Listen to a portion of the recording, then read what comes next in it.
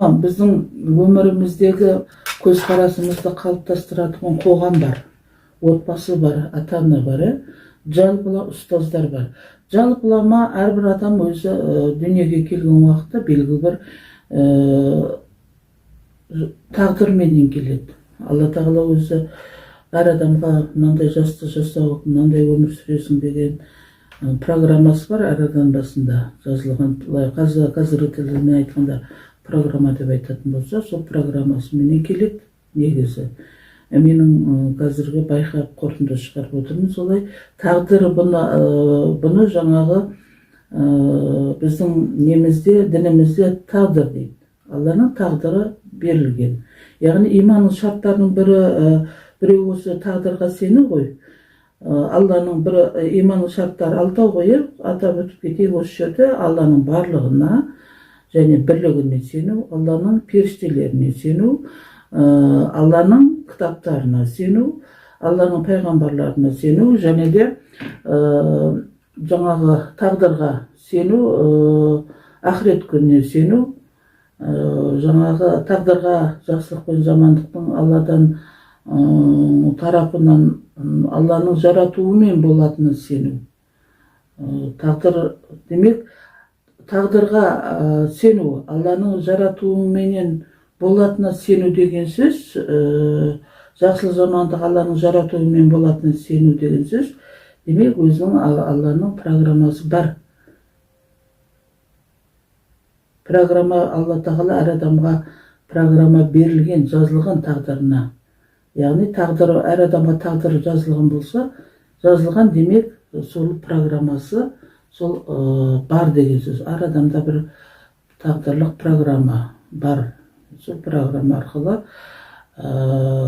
біз енді оның қандай программа екенін жаңағы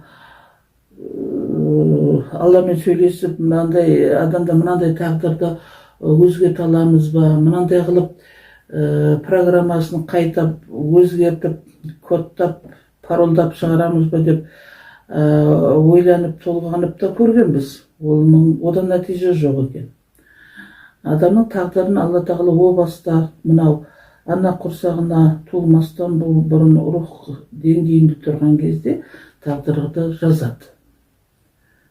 Енді ол жақтан келіп тағдыры өзінің программасымен келген адамның программасын өзгерту, тағдырын өзгерту мүмкін емес екен.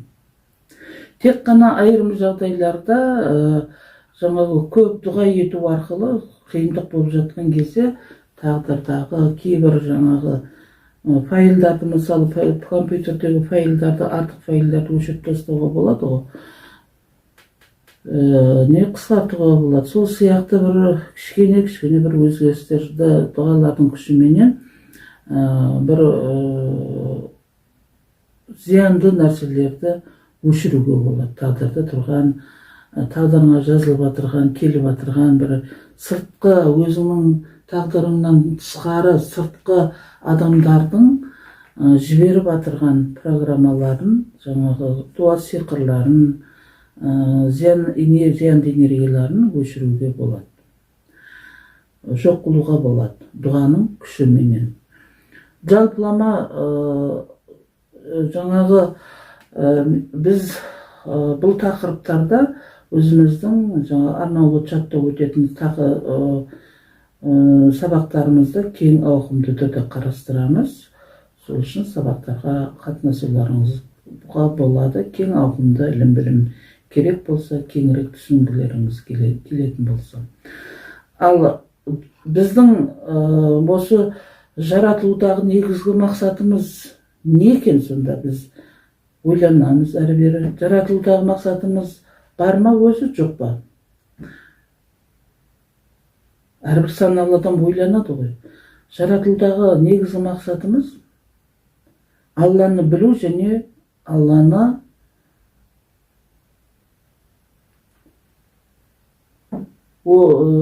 білу және оған құлшылық ету.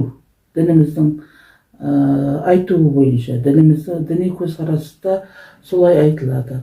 Ислам дінінде солай айтылады. Жаратылудағы негізгі мақсатымыз Алланы білу және оған құлшылық ету делінеді. Ал Алланы білу үшін, оған құлшылық ету үшін біз қалай құлшылық ете аламыз, қалай Алланы тани аламыз деген сұрақ туады. Алланы құлшылық етеміз.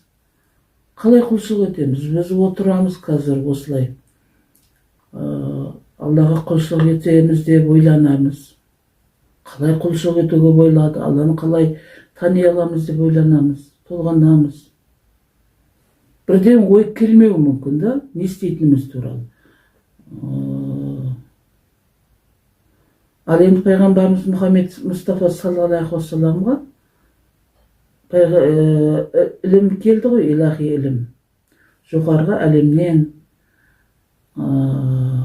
періште арқылы, аян арқылы Алланы біліңдер, Алланы таныңдар, Алла бір, Алла ақиқат бар екені, Аллаға құлшылық етіңдер деп хабар келді, аян келді. Ол кісі соны бізге жеткерді халыққа. Алла бар, бір Алла деңдер, анау пұтқа табынбаңдар, басқа нәрсеге табынбаңдар, одан пайда жоқ. Анау бір Аллаға табыныңдар, бір Алланы таныңдар, бір Алла бар екенін біліңдер, бір Аллаға құлшылық етіңдер деп біздерге құлшылық етудің жолын көрсетті. Алланы танудың жолын көрсетті. Ол үшін біз қасиетті Құран кәрімді аламыз қолымызға. Не істейміз? Аузубиллахи минашшайтанир раджим. Бисмиллахир рахманир рахим.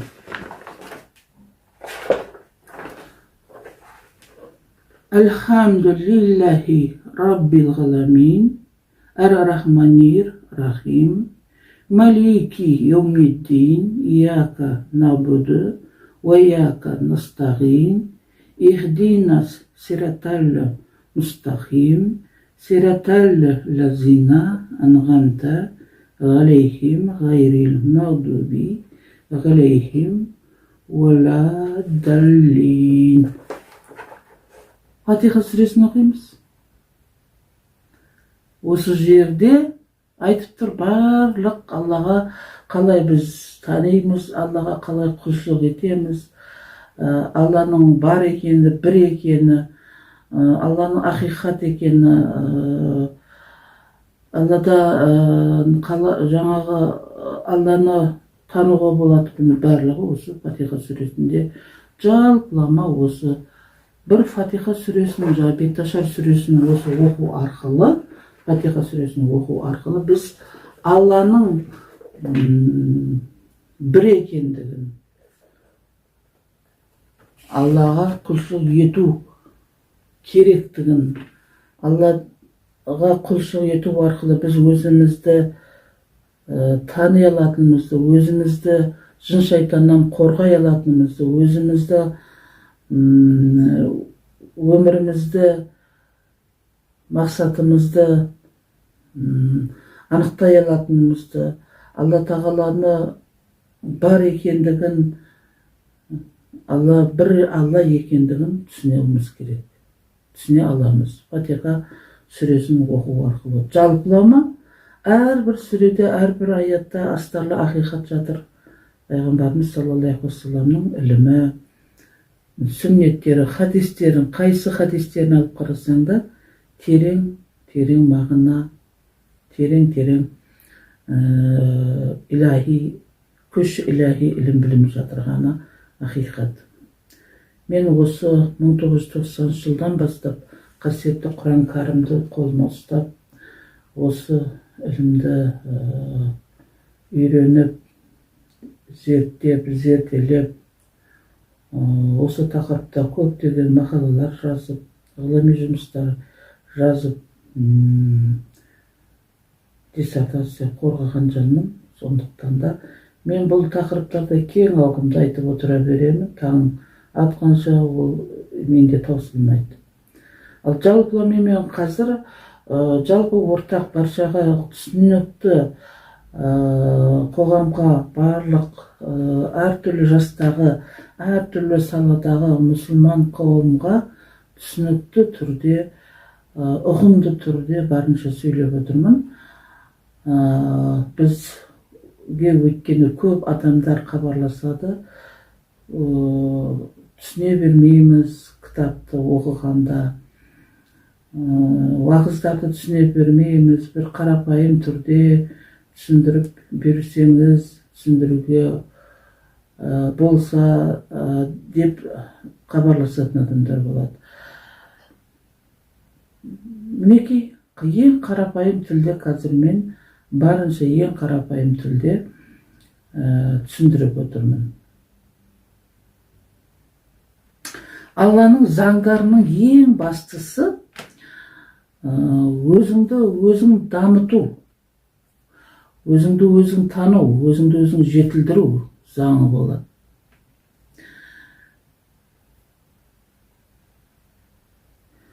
Мынау біздің қоршап отырған дүниеміз материалдық дүние. Осы материалдық әлем қалай жаратылды? Ол материалдық әлем әрдайым жаңағы бола ма дегенде сұрақ пайда болады осы жерде. Ол үшін да біздің сабақтарымыз бар, қатынасыңыз тереңнен ілім-білімді игергілеріңіз келсе. Өмір сүруінің жалпылама мақсаты өзінің өмір сүру жағдайын жақсартумен бірге өзінің ашылмай жатқан ішкі және сыртқы әлемін тану, өзін жаратқан Алланы тануға бағытталу керек. Тек қана бір жерде өзіңді ғана ойлап отыра берсең, бәрі өзіме болсын, бәрін білдім ғой, енді маған басқаға айтсам керегі жоқ деп отырсақ, мысалы мен ұстаз ретінде біреу сұраса мен жауап бермесем, өзім білсем болды, басқаға үйреткеннен не пайда деп отырсам, ол адам ретінде өмір сүріп отырғаннан кейін адамдық бейнемізге сәйкес келмейді. Мысалыға мен ұстаздықты жақсы атқараламын, менің о баста енді менің жаңағы қабілетім өзі сол мұғалімшілік, ұстаздық, емшілікпенен байланысты болып келді жас кезімнен бастап. Мен бірақ жаңағыдай товарды әкелу, апару, сату, мен айналыса алмаймын мысалыға да. Ал енді ол салада істеп жүрген адамдар, ол өздерінің ісінің мастері, олар қай жерде қандай товар бар, қай жерден қалай алып сатады, оның барлығын олар біледі.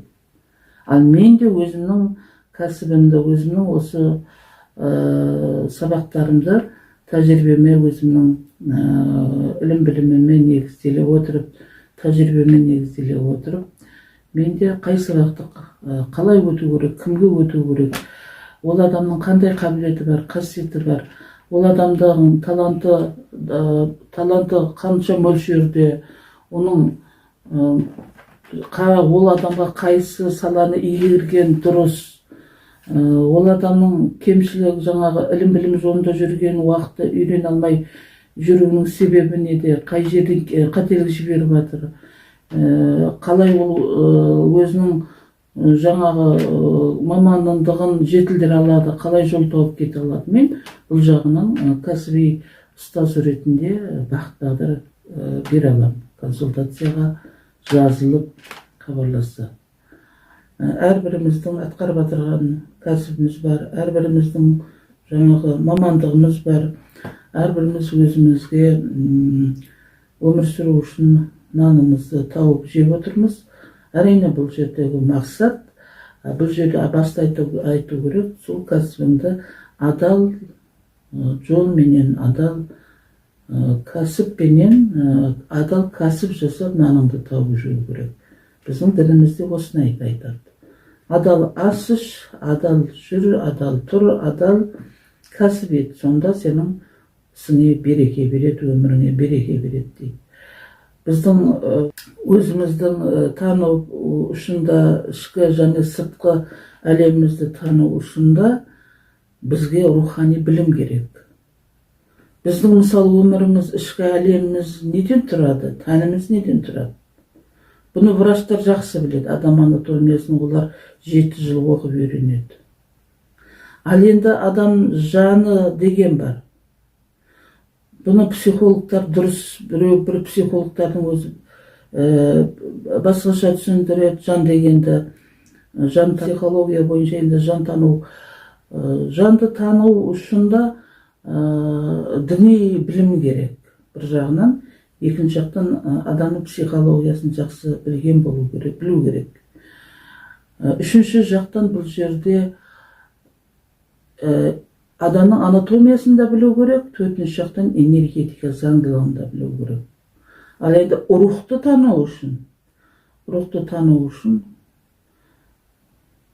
онда рухты танып, рухпен байланысы орнату үшін көптеген сатылардан өту керек. Көптеген сатыларды қамтитұғын көптеген этаптардан өтіп барып рухқа келеді адамдар көбінесе. Рухқа жетпейді көп адамдардың сана сезімі рухты тануға. Тек тәнменен жүре береді. Жаңағы мынандай киім киемін мысалға, мынандай үй салам, тәнімді мынандай қылып күтеді, жаңағы пластикалық операция болып тәнін күтіп, тәнін өзгертіп жатады, Алланың берген тәніне қарсылық жасап денесіне. Осындай проблемамен де жүретін адамдар болады. Олар өйтіп жүрген адамдар мысалға рухы сезе алмайды, рухы нені талап етіп жатыр, жаны нені қалайды, рух нені қалайды, тек олар тәннің қалауымен жүреді. Ал енді жанның қалауымен де жүретін адамдар болады. Сондай-ақ рухтың қалауымен де жүретін адамдар болады.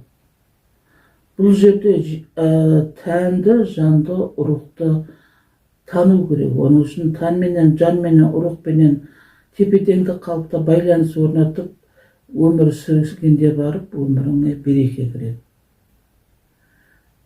Ол үшін біздің өзіңді таны, тән, жан, рух деген тақырыптағы сабақтарымыз бар. Сол сабақтарға қатынасыңыздар, кең түрде талқылаймыз. Түсінбеген жерлеріңізді сол жерден сұрап аласыздар. Ал енді сыртқы әлемді танығанда қалай? Біз сыртқы әлемді неден тұрады? Біздің өзіміздің ашылмай жатқан ішкі әлемімізді де тану керек. Мынау бізді қоршап тұрған сыртқы әлемді де тану керек қой. Ол үшін не істейміз? Сыртқы әлемді танитұғын ілім-білім көп. Біздің қоғамның барлығы сыртқы әлемді тануға бағытталған. Қалеген кәсіпті алсақ та бәрі сыртқы әлеммен байланысты. Материямен байланысты. Сондықтан да бұл жерде әркім өзінің кәсібін жетілдіре отырып, өзінің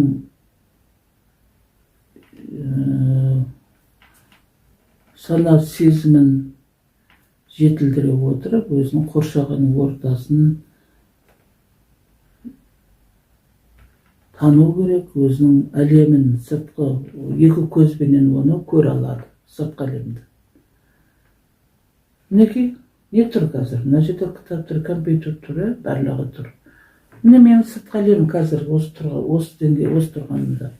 Үйдің комнатаның ішінде тұрмын, зданиеде отырмын.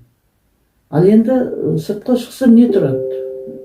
Аспанды көрем, жерді көрем, теректерді көрем, үйлерді көрем, адамдарды көрем. Бұл біздің сыртқа шыққандағы сыртқы әлеміміз, көріп, екі көзбен көріп тұрмыз. Қазіргі менің екі көзбен көріп тұрғаным мінекей осы әлем. Жаңағы мінекей стол осы нәрселер. Ал адамның көкірек көзі, жүрек көзі ашылған уақытта ішкі әлемді тани аласың. Біз қазір екі көзбенен ішкі денеміздің ішкі органдарымызды көре алмаймыз, жанымызды, рухымызды көре алмаймыз. Ал ішкі жан дүниең ашылған уақытта, ішкі жан дүниеменен, рухыменен байланысы орнатқан уақытта, адам өзінің ішкі әлемін таниды. Ішкі әлеміне зер салады. Рухани көз ашылады. Жаңағы үшінші көз деп жатады. Жүрек көзің, рухани көзің ашылып, осы рухани деңгейде бір өзіңді, ішкі жан дүниең менен рухың менен байланыс орнатып сөйлесе алатұғын, жан дүниең менен рухың менен байланыса отырып Алланы тани алатұғын дәрежеге жетесің. Сондықтан да біздің сабақтарымыздың барлығы кең ауқымды тақырыптар. Бұл тақырыптар бойынша мен көптеген өз жеке басымда зерттеулер жүргіздім. Өмірімнің барлығы менің зерттеуге, осы ішкі жан дүниемді, әлемді тануға бағытталған болғанда пайғамбарымыз саллаллаху алейхи уассаламның ілімдерін барлық дінтанушы маманы ретінде барлық діннің туралы